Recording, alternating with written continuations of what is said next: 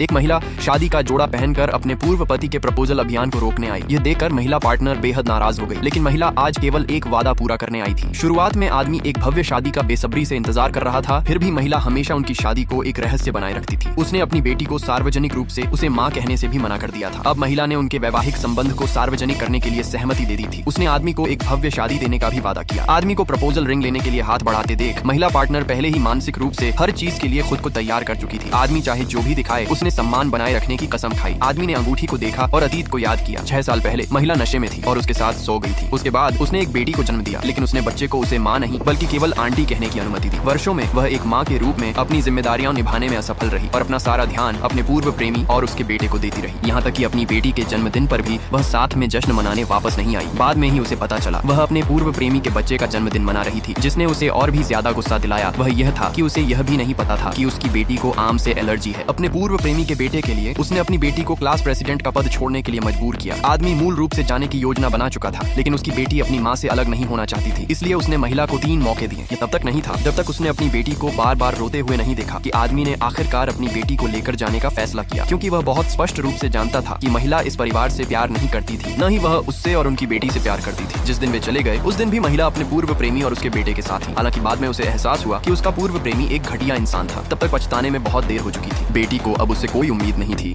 और उसने महिला बिजनेस पार्टनर को अपनी माँ के रूप में स्वीकार भी कर लिया था। आखिरकार कुछ गलतियां पछतावे से पूरी नहीं की जा सकती। इस बार वह महिला को फिर से स्वीकार नहीं करेगा। आदमी ने प्रपोजल रिंग को जमीन पर गिरा दिया। यह देखकर महिला पार्टनर बेहद खुश हो गई। कर्मचारियों ने भी एकमत से आदमी के फैसले का समर्थन किया, यह मानते हुए कि महिला माफी की हकदार नहीं थी और आदमी तथा महिला पार्टनर स्वर्ग में बनी जोड़ी थे। जल्द ही आदमी ने उसे भगा दिया, यह घोषणा करते हुए कि उसे अपने पूर्व प्रेमी को प्रपोज करना चाहिए। उसने तुरंत समझाया कि उसका पूर्व प्रेमी केवल उसके पैसे के लिए देश वापस आया था। वह पहले ही उसे अदालत ले जा चुकी थी। अब से वह फिर कभी दिखाई नहीं देगा। इस प्रकार उसने आदमी से अपनी बेटी को वापस उसके पास लाने की विनती की।